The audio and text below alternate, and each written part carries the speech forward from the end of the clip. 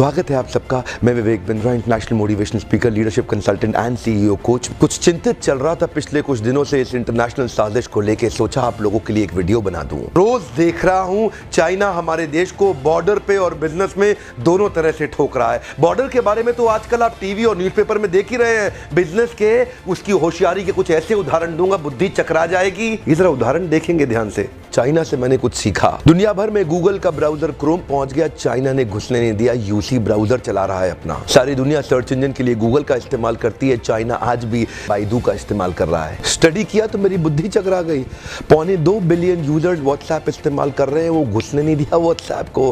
क्या कहते हैं, वीचैट ही इस्तेमाल करेंगे। चाइना के लोग देशभक्ति को लेकर बहुत मजबूत हैं। अपने देश के home grown online entrepreneur Jack Ma को सपोर्ट करने के लिए, अलीबाबा को बढ़ाने के लिए आज तक अमेज़न को घुसने नहीं दिया इन लोगों ने चाइना में।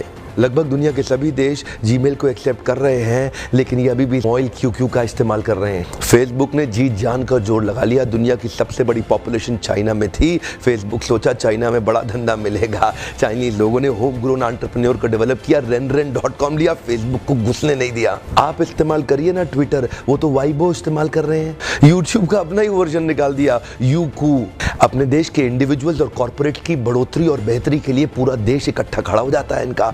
देश की बढ़ोतरी और बेहतरी के नाम पे सारे एक हो जाते हैं चाइनीज। आप कितना भी बैन कर लो, चाइना आज हिंदुस्तान के अंदर 7 लाख करोड़ का $100 बिलियन का एक्सपोर्ट कर रहा है। लगभग $100 बिलियन से ज्यादा का सामान हम खरीद रहे हैं और $5 बिलियन से कम का सामान हम वहां बेच पा रहे हैं। $95 बिलियन से ज्यादा का ट्रेड डेफिसिट है। चाइना अपने घर में किसी को नहीं घुसने देता, बाकी पूरी दुनिया में घुस गया है। ओप्पो और वीवो दोनों का मालिक एक ही है और हिंदुस्तान में इस प्रकार घुस गए हैं कि घर घर जाके ही मानेंगे।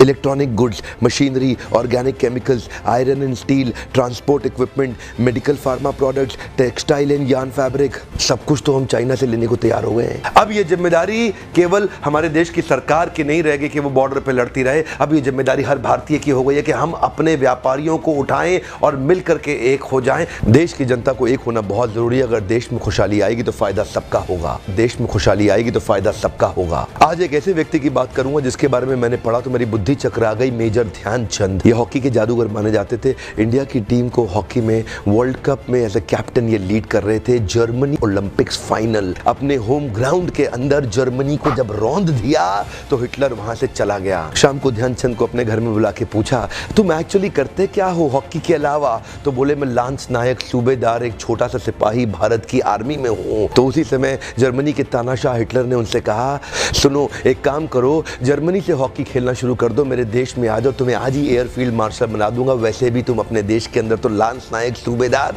तुमको कोई नहीं पूछने वाला, तुम्हारा देश तुम्हें कुछ नहीं देगा। ध्यान दीजिएगा, तभी मुस्कुराते हुए हमारे देश के उस वीर सिपाही ने हिटलर को निडर आवाज में जवाब दिया कि मेरे देश की जिम्मेदारी नहीं है मुझे आगे बढ़ाने की, ये मेरी जिम्मेदारी है कि मैं देश को आगे बढ़ाऊंगा। हाँ, मेरे देश की जिम्मेदारी नहीं है मुझे आगे बढ़ाने की, ये मेरी जिम्मेदारी है कि मैं अपने देश को आगे बढ़ाऊंगा। आज मैं आपसे पूछता हूं, आज मैं आपको चुनौती देता हूं। और क्या चुनौती दूंगा? मैं चाहता हूं आप अपने आप को चुनौती दें कि आपकी क्या जिम्मेदारी बनती है देश को आगे बढ़ाने की। मैं आपसे पूछता हूं, आज एक सोचने का दिन है, समझने का दिन है। मैं आपको याद दिलाना चाहता हूं कि क्या आप कुछ ऐसा कर सकते हैं जिससे देश का कुछ फायदा हो? क्या आप कुछ थोड़ा बहुत ऐसा कर सकते हैं जिससे देश में खुशहाली आए? कम ऑन, देश में खुशहाली आएगी तो फायदा सबका होगा।